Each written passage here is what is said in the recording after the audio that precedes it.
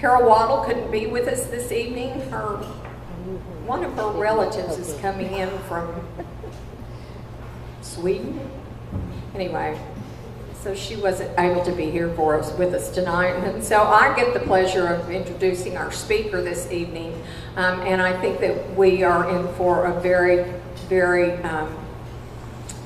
energizing and persuasive talk that will help us understand this issue so much more clearly after we hear from her. Our speaker tonight is Nicole Clowney, who is originally from Oklahoma City, where she attended the Clowney School of Advanced Studies, which was a magnet school in the Oklahoma City Public Schools.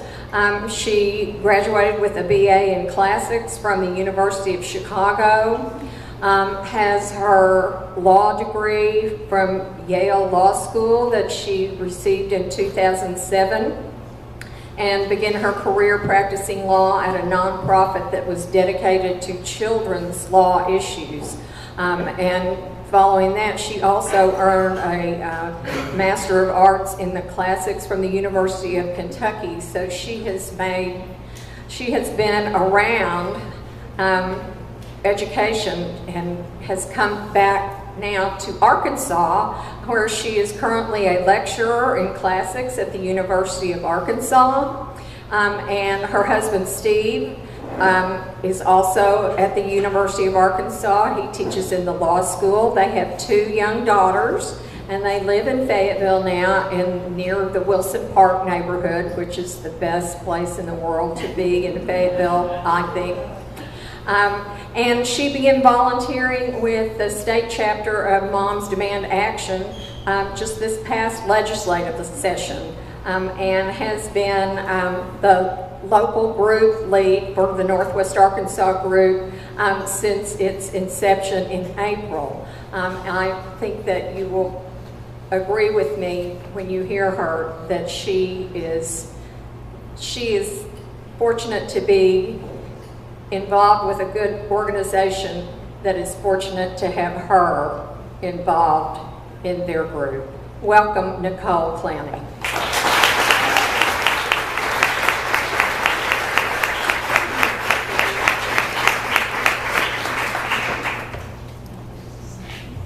This is definitely going to be a disappointment to all of you. Oh, come on. Thank you, Sarah. I'm so happy to be here tonight. Can you hear me? How is this? Okay, is that better? Yes. Okay. I'm so happy to be here tonight in front of this group in particular. My first encounter with Sarah was at a legislative forum at the Chamber of Commerce. And I didn't know anything about her, but I just said, whoever she is, I want in. Sign me up. So you all have been so lucky to have her as your leader, and I know Gracie will do a great job. So thank you for having me here tonight. Also, a happy National Voter Registration Day. Yes. Ryan Alonzo back there has been working her tail off all day to register folks all around town.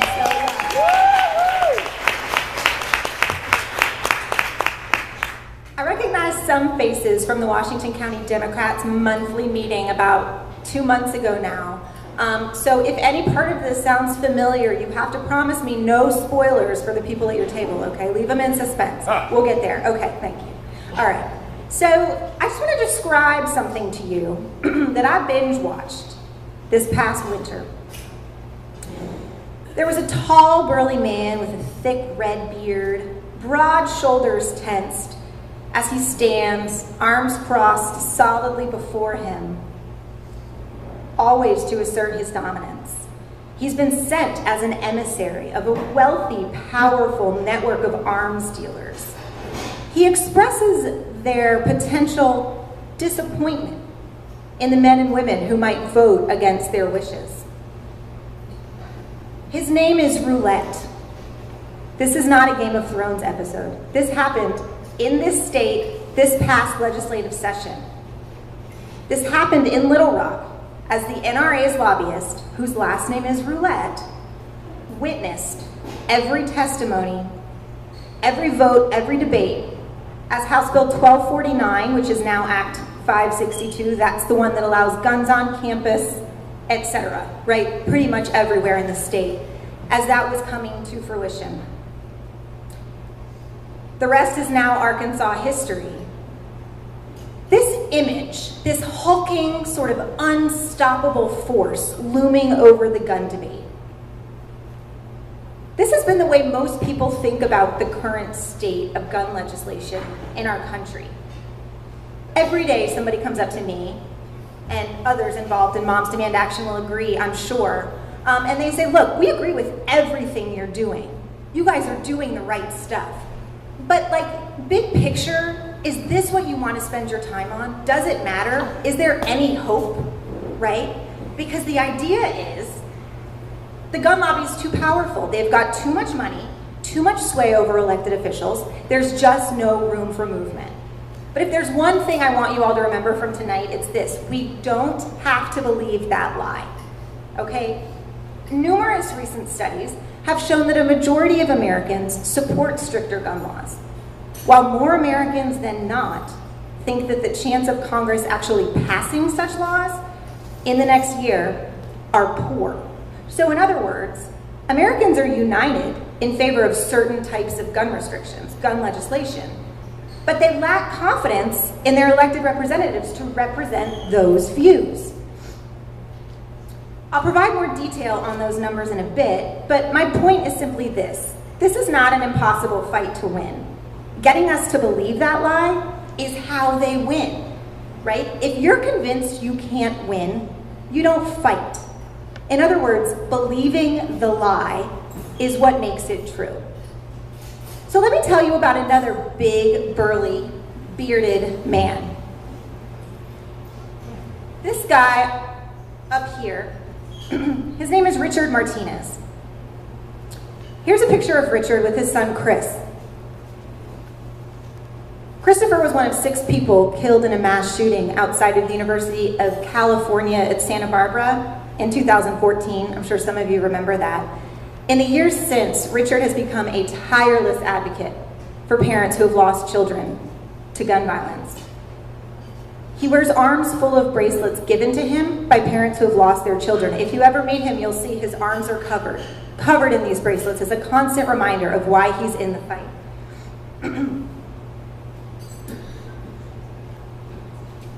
We were fortunate enough, we were fortunate enough to meet Richard a few months ago at a national training for Moms Demand Action in St. Louis. When Richard sat down, we didn't want to talk about the technicalities of gun legislation or policy changes. We connected with him as parents, and we wanted to talk about our kids. And so we did that. Christopher was an incredibly talented athlete. Everything he touched turned to gold, until he tried out for the basketball team in 7th grade. He didn't make it. Despite being a hugely successful athlete in many other sports, he quit them all. And he quit them so that he could put all of his energy into preparing for next year's basketball tryout. He got it together so that the next time he was up, he'd be impossible to say no to. Talking to Richard that morning over breakfast, his story was so deeply heartbreaking, but it was also so inspiring. How do we make Christopher's short life and tragic death count? We all want to be able to just sit down with those who disagree, explain why these dangerous gun laws fail every test of logic and reason, and skip off into the sunset holding hands on the same page. But it's not as easy as that. It's not as fast as that.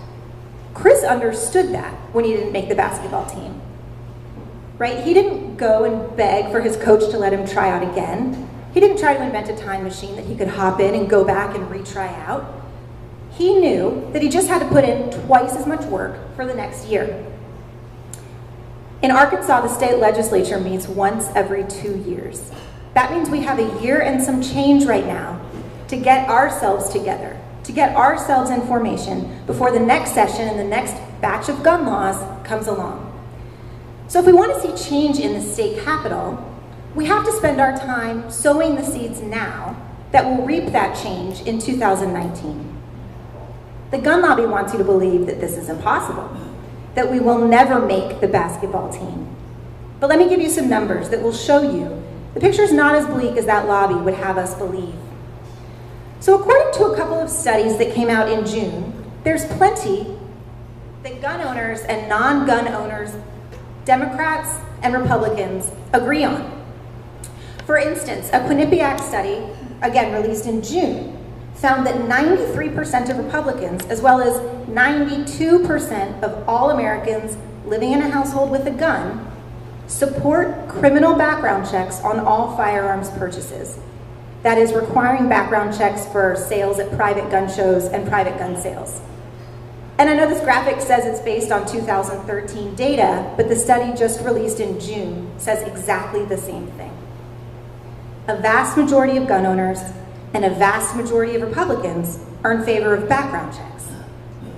But what about the elephant in the room, right? We can talk all day long about individuals, but it would be foolish to leave out the most influential factor in the recent push for this dangerous gun legislation, and that's the gun lobby.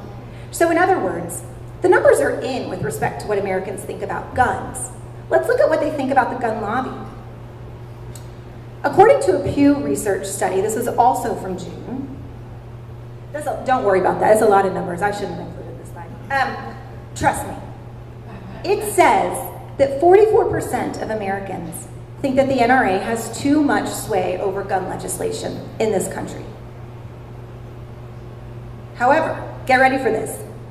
40% say that the NRA has just the right amount, and an additional 15% says the NRA has too little influence over gun laws in our country. And you can see, well, you can't see, but I'll tell you that where respondents fell on this issue was pretty heavily correlated with whether they were a Democrat or a Republican, gun owner or non-gun owner. So what can we learn from this data? Well, we know that a vast majority of Americans agree with gun sense legislation like universal background checks. To be very clear, this vast majority wants something counter to what the NRA consistently lobbies for. But we know that despite this discrepancy, 55% of Americans feel that the NRA has just the right amount or too little influence over our laws. This is a problem. This is a big gap. And it's a problem born of our believing the lie that we can't win. So it's time to fix this. Despite the last legislative session in our own state, we do have evidence that voters and legislators are starting to stand up to the gun lobby. We just saw the numbers on background checks, but let's take another issue, permitless carry.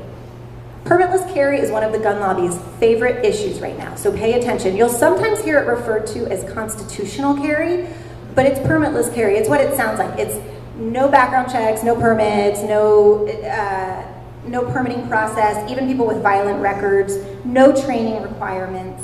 It doesn't take a lot of imagination to see how undesirable having guns everywhere without a permit could be, or how scary this could look if it becomes a reality. Think about the protests across the country recently with respect to Confederate monuments. You might remember that in Charlottesville, where this photo was taken, supporters of the monuments showed up armed in military gear. Whatever their intent, the consequence was a perceived threat, fear, and confusion for law enforcement, not knowing who was there to keep the peace and who was there as this kind of protester. It's a recipe for disaster. So it's no surprise that 81% of people who responded to the Pew survey were against permitless carry.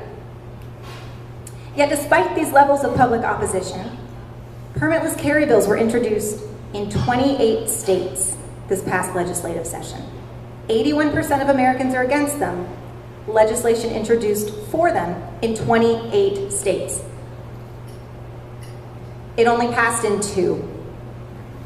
It was vetoed in 2 others by governors in Montana and South Dakota. South Dakota's governor, Dennis Daugaard, a Republican, said this in his veto message. This is a quote. "As a longtime member of the NRA, I support the right to bear arms. It is paramount that our state protect the rights of our citizens while at the same time protecting the lives of our citizens." The GOP-controlled House failed to override his veto. So this past legislative session echoed the data in the Pew study. Namely, the gun lobby is not advocating for what most gun owners want. But again, despite all of that, we have that 55% of Americans who say that the NRA has just enough or too little influence. Americans still don't seem to see the discrepancy. Put differently, we have a huge swath of people who don't really understand what the NRA's endgame is, or what gun sense alternatives to NRA-backed legislation might look like.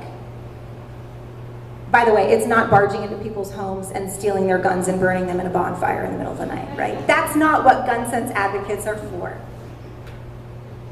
But that misunderstanding is in large part because we don't have enough people who are willing to talk about it. We at Moms Demand Action see talking about gun sense as a job for all of us who care about this issue, and it's a big part of what we do. So who are we? That's not who we are. Some of you might recognize us from page 182 of What Happened by Hillary Rodham Clinton. Look, there we are, there we are. Woo! Okay, but we're more than just celebrities, you all, come on. So, in addition to this, we're a grassroots, nonpartisan organization full of volunteers who share a common goal: to protect our communities from senseless and preventable gun violence. I should mention, by the way, that despite the name Moms Demand Action, neither being a woman nor being a parent is a prerequisite for membership. The more the merrier, it's just the name. Moms Demand Action was founded by Shannon Watts. She's was at the time a stay-at-home mother of 5, living in Indianapolis, who in 2002, after the shooting at Sandy Hook Elementary School in Newtown, Connecticut, said, "Enough is enough. We have to do something, and surely I can't be alone in thinking this." So she started a Facebook page. She was overwhelmed by the response from moms around the country who were ready to act, ready to organize, and they did it. And you all know, nobody will do it like women will do it, right? So in the short time since then, Moms Demand Action has become the largest grassroots organization working to reduce gun violence in the country. Some of you might never have heard of Moms Demand Action. You might have heard of Everytown for Gun Safety. We work under the umbrella of Everytown. So if you've heard of, if you've donated to, if you've received emails from Everytown, we're the same. We're one and the same. We're its largest arm. We're the on-the-ground movement building piece of that operation. Today, since its inception 4.5 years ago, Moms has over 3 million supporters, over 175,000 donors, and chapters in all 50 states. If this year has taught us anything, in fact, if this day has taught us anything, think about what happened today. It is to never underestimate the power of a grassroots movement, right? Look at what is happening with healthcare again and again. Just as grassroots activists have been helpful, critical there, we're seeing our own grassroots momentum building. This year we hosted over 300 Wear Orange events. These are some people from Fayetteville, but they're adorable, so they need to be shown. Wear Orange is an annual day for gun violence awareness. We wear orange because it's the color of responsible gun ownership, right? It's the color hunters wear to avoid being shot. So all of this is to say there's been movement, and there's now a movement. Gun safety is catching fire. I just pulled this out of a magazine this morning. I did. Fall 2017, what's in? Does anybody believe me? I made this, okay. What's in for fall? I'm curious. Oh my gosh, pumpkins. They're so hot right now. Orange leaves, and look at this. Wearing orange for gun violence prevention. Not only are we on the right side of history, we are on trend. So jump on. Now's the time, guys. All right. So gun sense, this is the national picture with respect to gun sense. Let's talk about what's happening here at home. There have been gun safety activists operating at full speed in this state, in this part of the state, for decades. Their work has been critical. Moms Demand Action is relatively new up here. We've been active in this state since 2013, but our Northwest Arkansas group is only about 6 months old. If any of you are skeptical about the pace of gun violence prevention in a southern conservative state like Arkansas, consider this. In order to convince that vast majority of gun owners who support universal background checks, for instance, that what we want is what they want. And moreover, that thing that both of us want, that's different than what the NRA consistently lobbies for. We have to get that message out. Elected officials cannot be afraid to speak up any longer. The data shows clearly voters support gun safety, and we're starting to see this at the polls. Consider Congresswoman Stephanie Murphy. I don't know if you know much about her. She represents Orlando, Florida, in the United States Congress. She was inspired to jump into the congressional race after the Pulse nightclub shooting in June 2016. It seemed an almost impossible race to win. She joined the race late, right? Remember, the shooting was in June, elections obviously November. She joined the race late. She was up against a 12-term GOP incumbent. She's a woman of color. She was a 38-year-old businesswoman with no political experience. When she entered the race, she was 18 points behind. She campaigned on gun safety, built up a huge network of support in just 4 short months, and won the race by 3 percentage points. Her campaign was run, by the way, as everybody's favorite Democrat Will Watson pointed out to me. He's not here, but Will Watson pointed out to me that Stephanie Murphy's campaign was run by Arkansas's own Brad Howard from Van Buren, Northwest Arkansas's own, right? He now lives in Florida, DC. He serves as Congresswoman Murphy's chief of staff. So this is not just a one-off situation, her win. For an example closer to home, look at Jason Kander's performance in Missouri. Many of you might remember this commercial during the 2016 senatorial campaign. He put gun safety at the front and center of his campaign, and he took the gun lobby on by supporting background checks. And he showed his strong and personal commitment to the Second Amendment. He outperformed any Democrat running statewide in Missouri. I believe Hillary lost Missouri, I think by 19 points, Kander lost by 3. So his gun sense stance helped and did not hurt him. The importance of public officials speaking out cannot be understated, and we're seeing this at home. As usual, the charge is being led by people of color. These people are speaking out loudly and proudly about gun sense legislation. Some of you might remember Senator Stephanie Flowers. She's a senator from Pine Bluff, and she spoke against the then House Bill 1249 on the Arkansas Senate floor. She spoke movingly about her personal history with gun violence, including losing a sister when she was only 15. After telling her story, she concluded, and if you haven't watched the video, watch it because it's very powerful. She concluded, "So don't tell me about no damn everybody gotta have a gun," and then walked away. Also look at Charles Blake. Representative Blake has been incredibly vocal in the wake of a spate of gun violence in Little Rock. He recently announced plans to introduce new gun sense legislation. He announced this, by the way, the day after the mass shooting in a Little Rock nightclub. Representative Blake gets it. He understands that in the wake of tragedy is not the time to be silent. You will often hear the gun lobby accuse gun safety advocates of being insensitive for talking about gun policy after a mass shooting. Don't believe that lie. Follow Representative Blake's example. Representative Letting tweeted after the same shooting that thoughts and prayers without action are as useful as apricots and pears. I don't get the rhyme in there as well as when he tweets it, but you get the idea.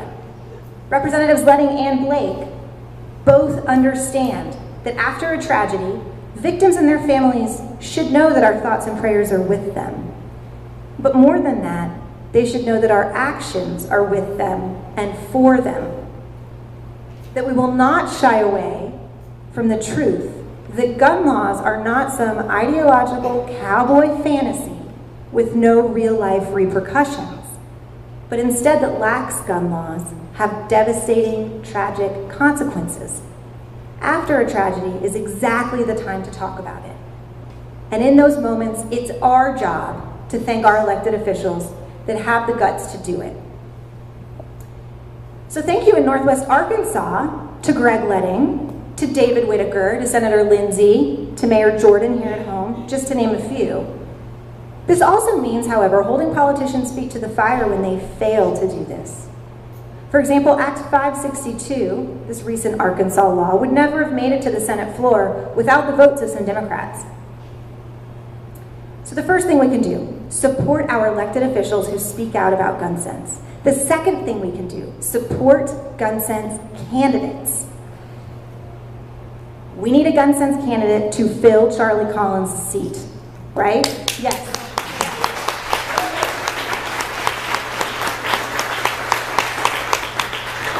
So for those of you who don't know, Charlie Collins is the representative represents East Fayetteville, who was the sponsor of the recent gun legislation in our state.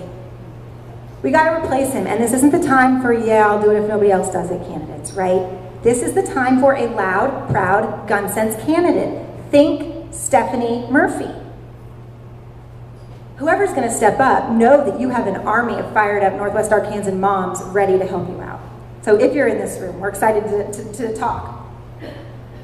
If you're not, call me. Okay. This is a race that Democrats could win, not despite a gun sense position, but because of a gun sense position. This is an opportunity not to be squandered. If we're not willing to stand up and say, we believe in universal background checks, I believe in denying those with a history of domestic violence easy access to guns. Permitless carry is a step too far. If we're not willing to say those things, shame on us. Because by the way, a large majority of Americans happen to believe them. Senator Flowers on the floor of the Senate, that's brave. Saying these things, that should be the bare minimum, right? So back to the beginning, the opening chapter about the big, bearded, brooding man named Roulette. That's the beginning of the story of our movement, not the end. It's time to stop believing the fiction. It's time instead to start believing in ourselves and in our communities to vote for what we already know is right. It's the hope of Moms Demand Action that we can amplify the gun sense voices, that we can help the gun lobby and gun sense candidates know that the gun safety movement is here, it's informed, it's organized, and it's growing. We hope some of you might be excited about helping us with that. Thank you.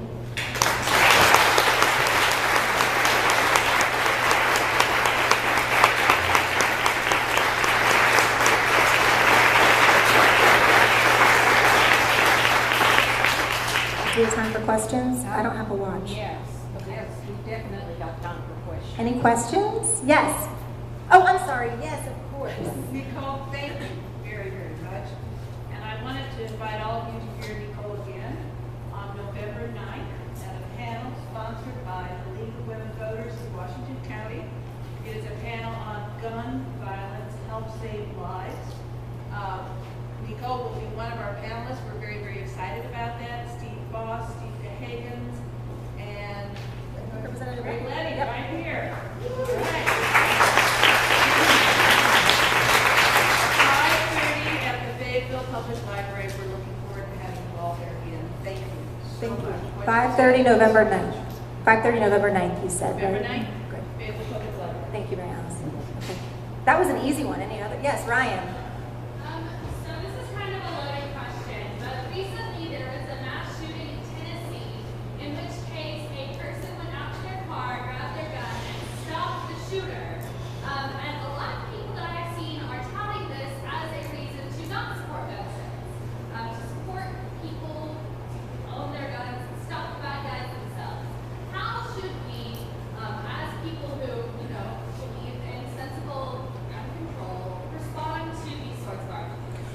Part of the problem is that the way to respond to these arguments is with data, and the data shows 37 years of concealed carry has made our lives less, not more safe. It turns out that when you look at the data, these things don't play out the way that a lot of these people imagine they will play out if they're put in their position. Now, there's a variety of reasons for that. It is a big responsibility to make the decision to potentially take somebody's life by shooting them. And it turns out most people don't want to do that, right? So there are all sorts of reasons why things don't work that way in reality. There's a great report that was just published on The Trace, which is a good gun violence prevention website that shows this data, 37 years of data supporting it. The answer, if you don't want to go to the stats that I typically give, is I can certainly see a hypothetical situation where somebody walks in that door and Sarah, who's packing heat, pulls out her gun and saves us all. I can see that being a hypothetical possibility.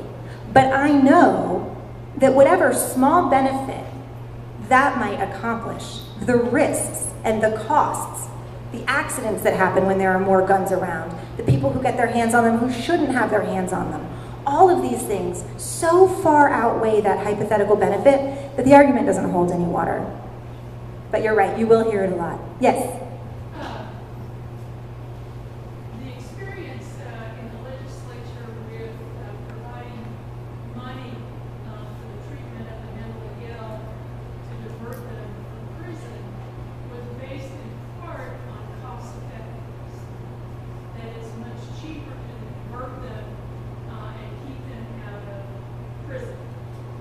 So I wonder if you have any data on states that have good gun safety laws in terms of decreasing medical care for victims or decreasing incarceration rates, for example, for gun violence. I'm just asking. It's a great point. I don't have the numbers off the top of my head. Because on Charlie Collins, I didn't hear it come out of his mouth, that they respond to that kind of information, that these kinds of laws save money in medical care, save money in terms of incarceration, etc. They do not respond to humanistic kinds of information in this legislature. I just wonder. Yeah, so first of all, I mean, the first part of your question I think is dead on. I think that there have got to be lots of good numbers about that. I don't have them off the top of my head, but it is much more costly to have the amounts of gun violence that come along with guns Well, everywhere. not only gun violence, but accidents and suicide. Yeah, I'm considering all of that gun violence. The suicide rate in Arkansas is increasing, Yeah. in part because we don't have money to pay for all suicide crisis. So I agree with you that money is a powerful motivator. I don't agree with Charlie Collins that it's the only motivator. For instance, I don't know if any of you saw this report today that said that Arkansas is currently number 6 in the country on with respect to women being killed by men. So we know that when there's a gun involved, whether it's the man's or the woman's, when there is a gun involved in a domestic violence situation, that particular situation is 5 times more likely to result in murder. American women are 16 times more likely to die in this kind of partner violence than in any other developed country. And I do think that money is a powerful motivator. I have to believe that so are things like that. That if we can really look at what's happening on the ground in Arkansas, there's going to be some room for movement. Yes? What do you say to women who are carrying guns for their protection? For instance, real estate women. A real estate woman was murdered, so apparently women who sell real estate are all carrying guns. Yeah, I mean, if anybody wants to carry a gun, that's their Second Amendment right, and I am happy to have them follow the laws and do it. I think there are restrictions on buying guns that should come into play, background checks, and who's able to get a gun, and all of these things. And it's not, I don't consider it my responsibility to advocate whether or not making that personal decision is right for that person. I think all we can do is make it so that the laws are in place in a way that balance those Second Amendment rights and choices with the real dangers we know exist and where restricting those rights is perfectly constitutional and just makes good sense from a policy perspective. I would probably, if it were on my free time, point them to the studies that say carrying a gun actually puts you at more danger, at more risk. But at the end of the day, it's a personal decision, and one that I think we can influence laws to make sure that, that the people who make those decisions are the people that should be making those decisions. Yes. Yes. Okay, next.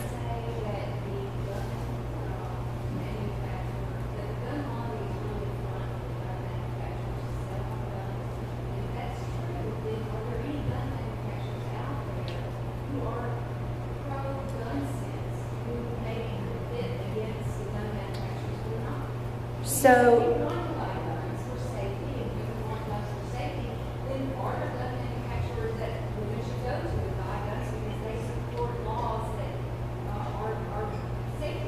it's a great question. The answer to the first part would be yes, it is safe. It is fair to say that about the NRA and the gun lobby, that they are backed by manufacturers of guns. One place we see this, by the way, is now, as you know, gun sales have plummeted under Trump's administration because people aren't afraid that they're going to have their guns taken away in the middle of the night.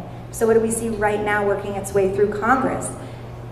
They've snuck into the SHARE Act. There's something called the SHARE Act, which is supposedly about sportsmen and hunting. They've snuck in there a clause about silencers, making silencers much more easy to get. You can imagine this is every law enforcement officer's worst nightmare. There's an active shooting and I can't tell where it's happening. But you have to look at things like that and ask, what's driving it? And I think probably a big part of what's driving it is profit. We're not making money off of guns. What's our next step going to be? Maybe silencers.